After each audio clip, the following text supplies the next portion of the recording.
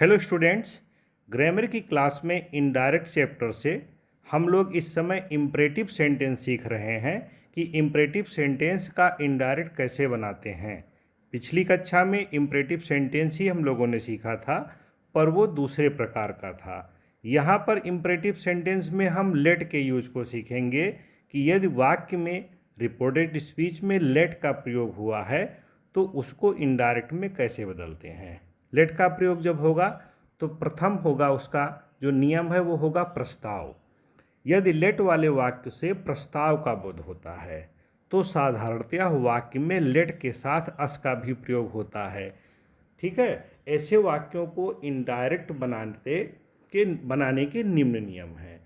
Reporting verb को proposed या suggested में बदल देते हैं। जब आप रिपोर्टेड स्पीच को पढ़ेंगे तो आपको वहाँ पर कोई प्रस्ताव आएगा, प्रपोजल आएगा। उसको पढ़ते ही आप जान जाएंगे कि यहाँ पर एक प्रपोजल है।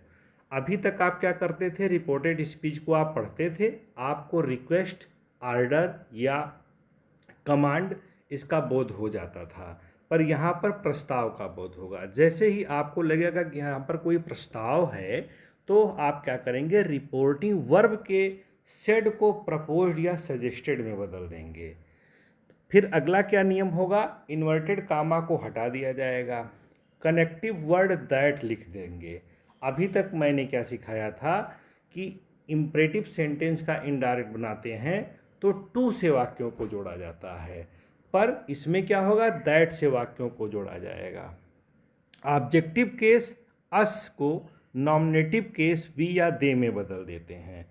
रिपोर्टिंग वर्ब के सब्जेक्ट के पर्सन के अनुसार बदल देते हैं। जैसे ऑब्जेक्टिव केस में अस का प्रयोग हुआ है तो नॉमिनेटिव केस में जब वो सब्जेक्ट फॉर्म में जाएगा, ऑब्जेक्ट से जब वो सब्जेक्ट रूप में जाएगा तो रिपोर्टेड स्पीच के अनुसार क्या करेंगे, वी या दे में लिख देंगे। और जब बी या दे में लिखेंगे तो लेट को हटा देंगे, लेट के स्थान पर क्या हो जाएगा, शुड हो जाएगा, और इसे वी या दे के पश्चात लिखेंगे। अब आइए यहाँ पर देखते हैं। जैसे पहला वाक्य है आपका डायरेक्ट सेंटेंस है, Hari said let us play a match. Hari ने क्या प्रस्ताव दिया, आओ मैच खेलें। इसका इनडायरेक्ट बनेगा स्टूडेंट्स, हरी प्रपोज्ड। फिर मैंने क्या कहा कि दैट से वाक्यों को जोड़ते हैं, तो दैट लगा दिया। दैट के बाद लेटस अस को बदल दिया। अस यहाँ पर क्या था, ये ऑब्जेक्टिव केस में था, पर अब ये क्या हो गया, नॉमिनेटिव केस में हो गया। तो क्या होगा, they should play a match. ठीक है, we should play a match भी हो सकता था। अगला वाक्य है, अगला उदाहरण है आपका, Mohan said to his friend let us go out for a walk. Let us go out for a walk, तो उसने भी प्रस्ताव ही रखा है। क्या बनेगा indirect, Mohan propose to his friend that they should go out for a walk. Mohan ने अपने मित्र से प्रस्ताव रखा कि उन लोगों को टहलने के लिए चलना चाहिए। फिर अगला सेंटेंस है, Krishna said to Mohan let us decide our confusion once and for all. हमें अपना भ्रम जो है तुरंत सभी के लिए दूर कर देना चाहिए, उसने प्रस्ताव रखा। तो इनडायरेक्ट में क्या बनेगा, कृष्णा सजेस्टेड। प्रपोज्ड या सजेस्टेड में बदलते हैं सेड को।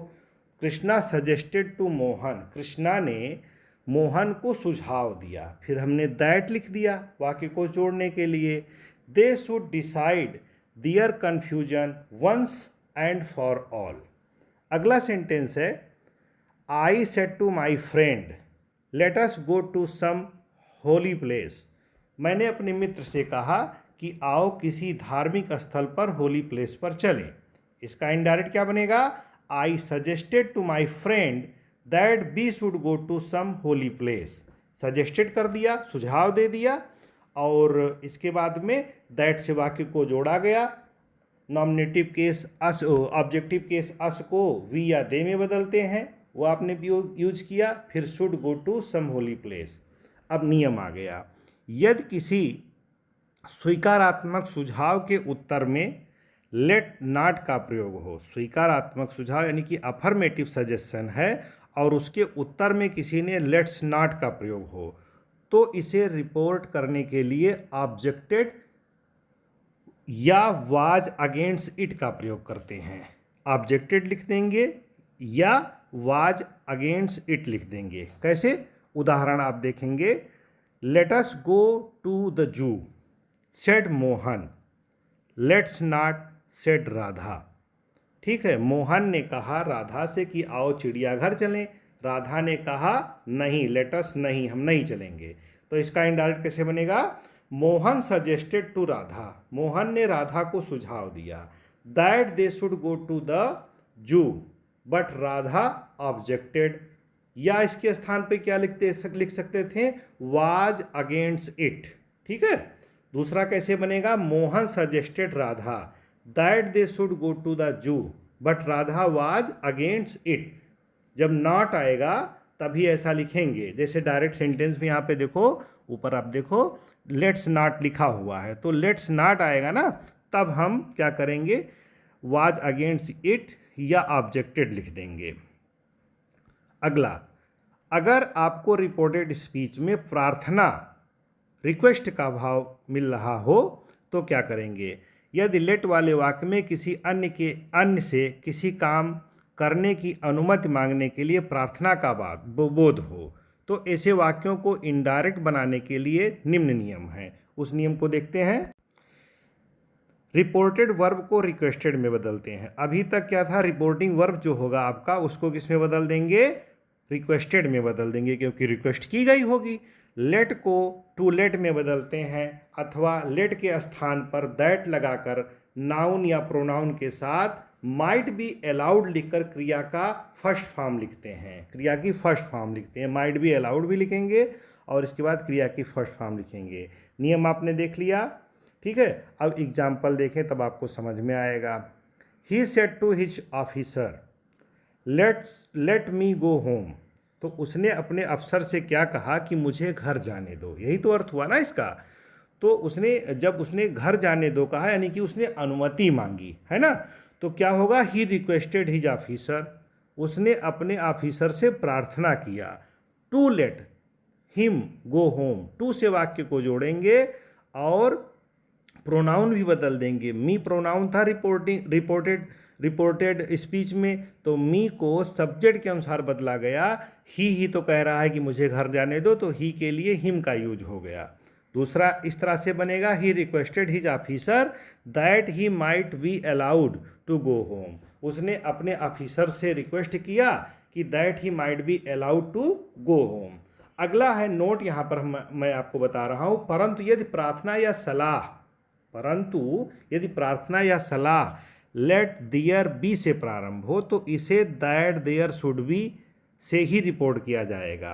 कैसे प्रारंभ हो? लेट्स देयर बी अगर लिखा हो तो इसका इनडायरेक्ट बनाते समय दैट देयर शुड बी से ही रिपोर्ट किया जाएगा। जैसे एग्जाम्पल देखें, he said let there be no inquiry into my case. उसने कहा कि मेरे केस में कोई इंक्वायरी नहीं होनी चाहिए। इनडायरेक्ट क्या बनेगा? He requested that there should be no inquiry into his case. ठीक है, there should be no inquiry into his case. अगला एग्जाम्पल है, he said let there be no talk about her. उसने कहा कि उसके बारे में अब कोई बात नहीं होनी चाहिए। इनडायरेक्ट में कैसे कहेंगे? ही एडवाइज्ड, उसने सलाह दिया that there should be no talk about her, there should be no talk about her. अब लेट वाले वाक्यों में यदि आदेश कमांड आपको दिखता हो तो क्या करेंगे? यदि लेट वाले वाक्य में वाक्य से किसी को आज्ञा देने का भाव का बोध हो तो ऐसे वाक्यों को इनडायरेक्ट बनाने के नियम हैं। रिपोर्टिंग वर्ब को ऑर्डर्ड में बदल देते हैं। ठीक है, लेट के स्थान पर दैट लिखते हैं, फिर नाउन या प्रोनाउन के बाद शुड का प्रयोग कर वर्ब तथा अन्य शब्दों को लिखते हैं। कैसे? ठीक है, अभी देखो समझ जाओगे। The officer said to his clerk, officer ने अपने लिपिक से कहा, अधिकारी ने अपने लिपिकों से कहा, लेट नो वन कम लेट, कोई भी देर को अब नहीं आएगा, देर करके नहीं आएगा। तो उसने ऑर्डर दिया ना, वो अफसर है और अपने उसके जो कनिष्ठ हैं उनसे क्या कहा कि कोई देर से नहीं आएगा। इसका इनडायरेक्ट बनेगा, the officer order his clerk that no one should come late. ठीक है, शुड का यूज किया गया है।